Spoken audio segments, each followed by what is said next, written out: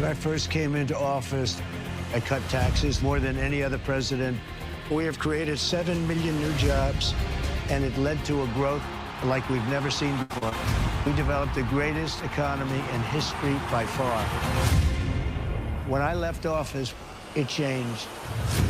Inflation destroyed the lives of so many people. Interest rates went from 2% to 10%. Millions of illegal immigrants, traffickers, and drugs coming into our country. Our country has gone to hell. So I made a decision to run. We're going to make America great again, greater than ever before. I will fight for you with every breath, and I will never let you down. I'm gonna fight like a G, they all gon' see, and if I die, I'm gonna die free. President Trump is literally putting his life on the line, and he's willing to risk it all because he loves this country. He is strong, he is fearless, and he is what this country needs right now.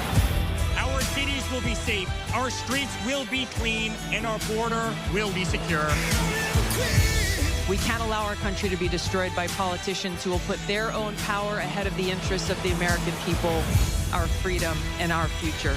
The left told me to hate Trump. When you cut through the lies, you realize the truth.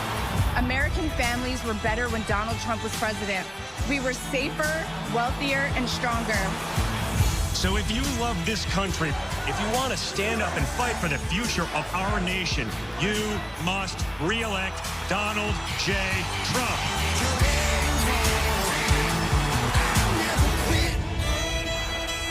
Bernie, the problem of corruption is not just in the federal agencies, it's in Congress too.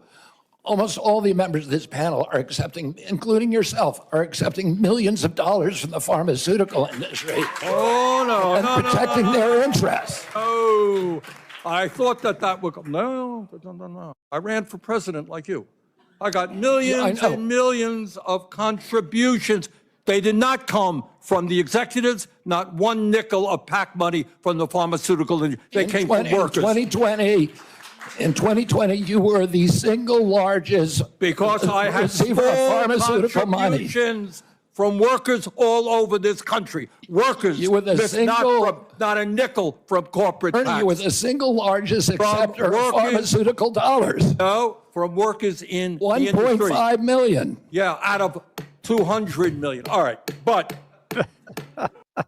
That's Bobby Kennedy bringing the heat to his Senate confirmation hearings, calling out the corrupt hypocrisy of the Democrats who are all hiding behind big pharma's pockets, most especially that ultra-corrupt Bernie Sanders.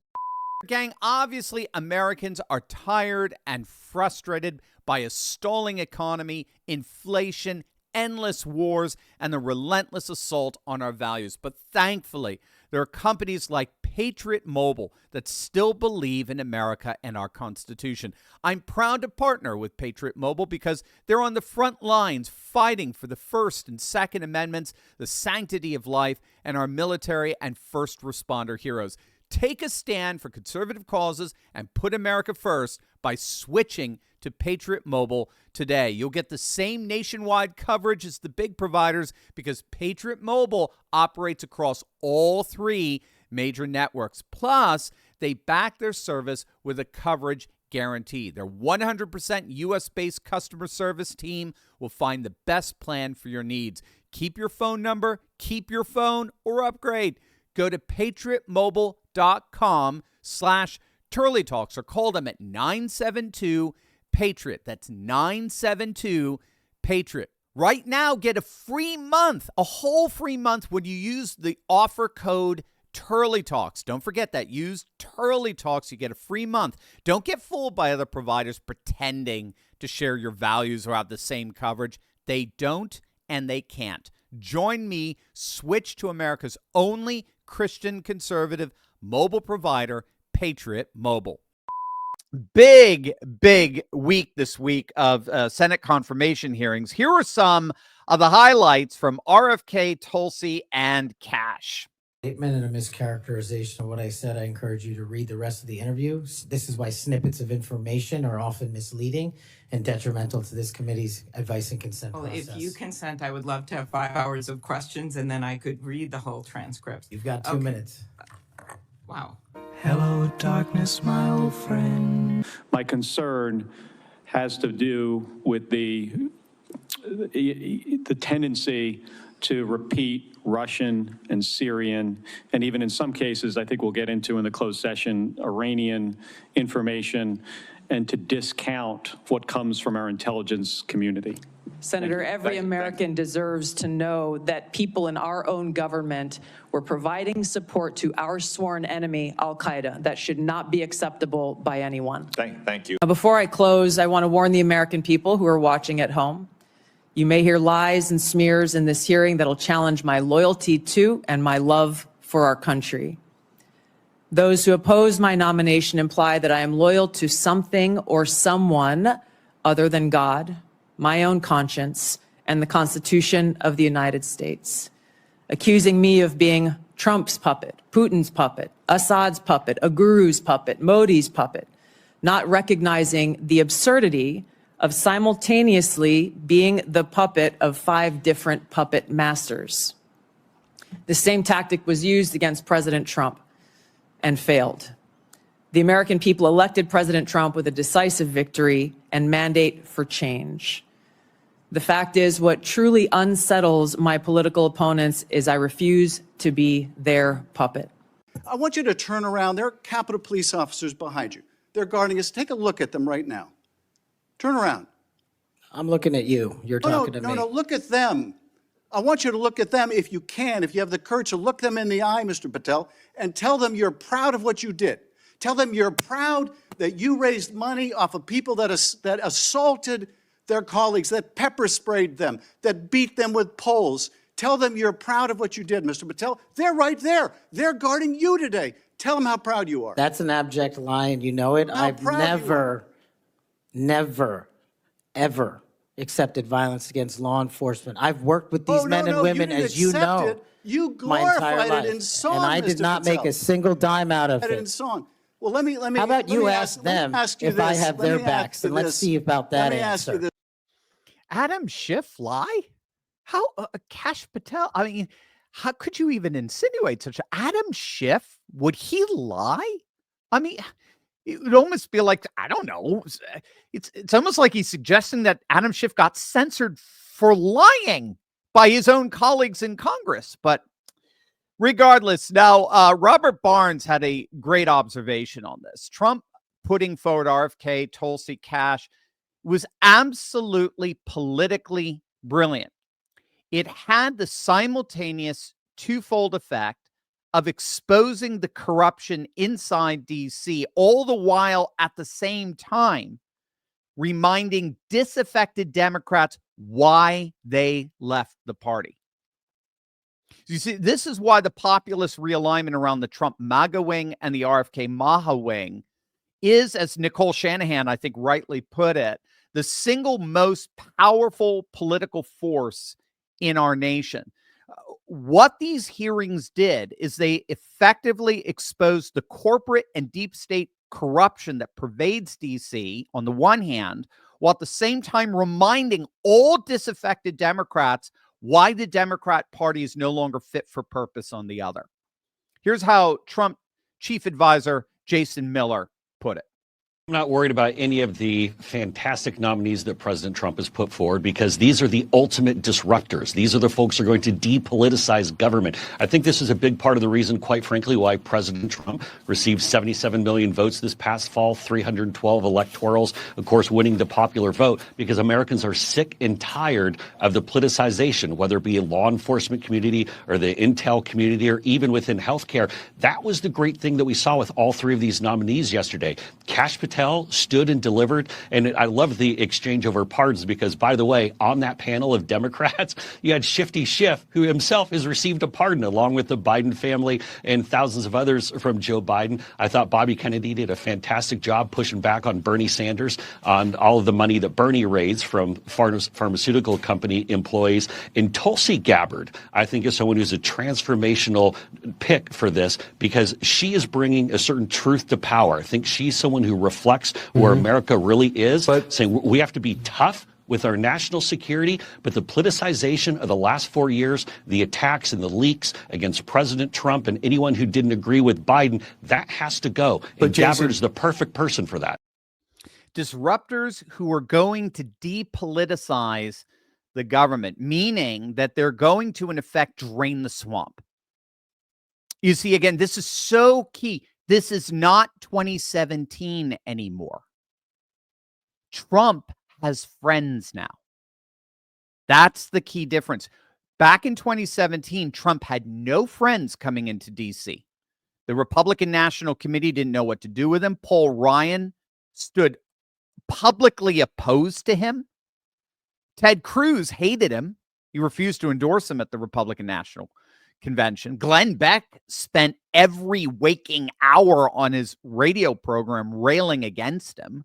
In fact, as I understand it, both Ryan and Mitchell were actually laughing at him. I mean, that was word on the street in D.C., is they were laughing at him, knowing that the city would eat Trump alive.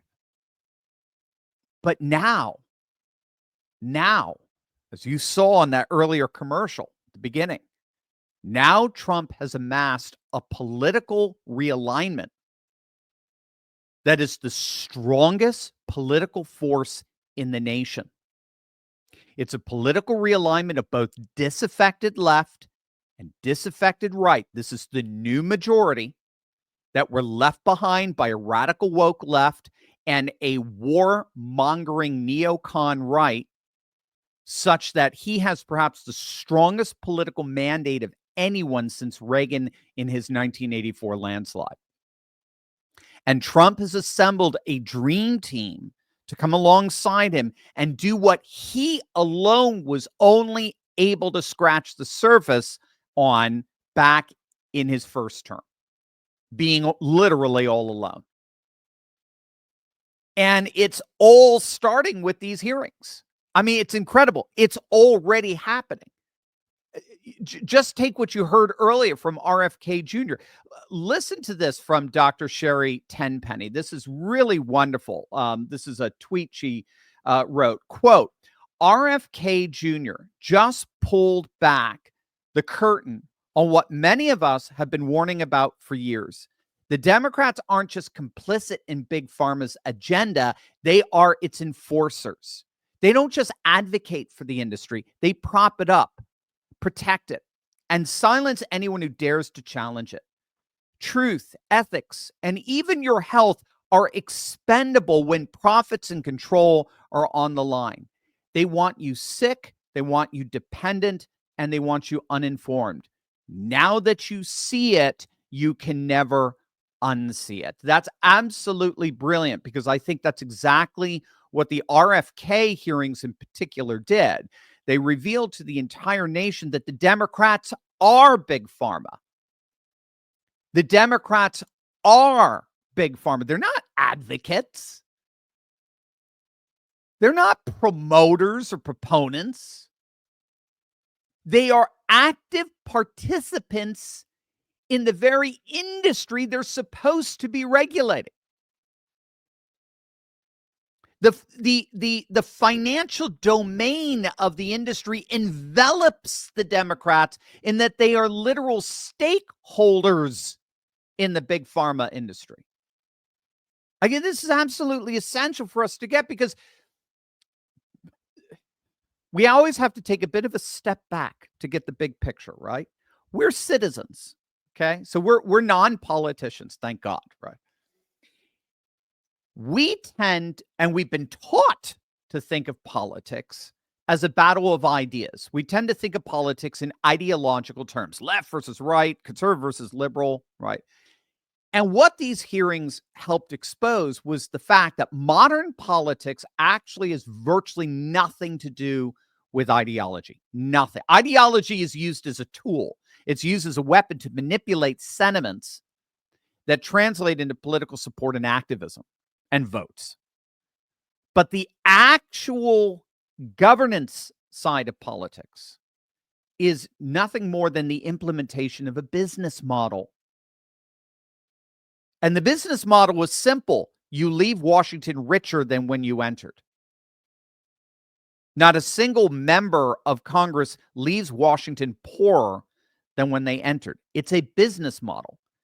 And the key to the wealth accumulation is the revolving door that exists between regulatory agencies and the industries they're supposed to be regulating, right? You guys all remember Barney Frank, right? Good old Barney Frank, you know, that repulsively pugnacious congressman that from Massachusetts that Rush Limbaugh always used to rail on. It was just, oh, I miss Rush. But, well, it turns out that pugnacity was nothing compared to his corruption.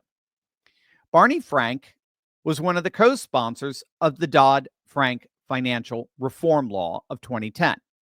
That law regulated banks across the nation. It also turns out it was a law that was basically written by bank lobbyists. So guess where Barney Frank ended up after he retired from Congress? He got a cushy job sitting on the board of a bank. And not just any bank, Signature Bank. Yes, Signature Bank that was so pathetically corrupt, it actually went defunct. It went bankrupt. And this is just one example of this revolving door apparatus that connects bureaucrat and billionaire, agency and industry. That is our new politics. Our politics is a politics of massive corporate power and interest that buys the fidelities of our politicians in both parties, by the way, but most shamelessly at this point, clearly the Democrats. One of the key opponents against RFK that's been bankrolled by Big Pharma is Mike Pence. He's claiming it's RFK's pro-choice stance that he's opposed to. Absolute. It's just using ideology as a tool to garner support. What's really driving Pence is the big checks he's getting written in his name by Big Pharma. His organization is basically singularly bankrolled by Big Pharma, who play both sides, by the way. They fund both Republicans and Democrats. And then, of course, you had on top of that, Tulsi and Cash revealing just how corrupt the deep state is in the three-letter agencies, both here and abroad, CIA abroad, FBI here at home. Well, CIA is doing plenty here at home as well. Tulsi detailed how an Obama-era policy of regime change instigated through the CIA in Syria ended up doing the unthinkable. It directly aided and abetted Al-Qaeda, the very organization responsible for 9/11. In the Syrian civil war, the United States sided with the rebels fighting against the Assad regime. And whether we like it or not, that meant funding Al-Qaeda, who became part of that resistance. And the result? Well, do you know who the new leader of Syria is? It's a fellow by the name of Abu Muhammad al-Jilani. And Abu Muhammad al-Jilani has ties to both ISIS and Al-Qaeda. I mean, just to kind of just screw it in, just to make it hurt that little bit more. Yeah, he's got ties to both ISIS and Al-Qaeda, and we help make that happen. So Tulsi exposed that, and then, of course, Cash was just Cash. I mean, he just made it absolutely clear that the days of the Democrat weaponization of the FBI are about to boomerang on them like they never imagined in their worst nightmares. So I think Barnes' observation was brilliant. I think the Senate confirmation hearings both exposed the corruption in D.C. while at the same time reminded disaffected Democrats why they walked away from this completely dysfunctional political party.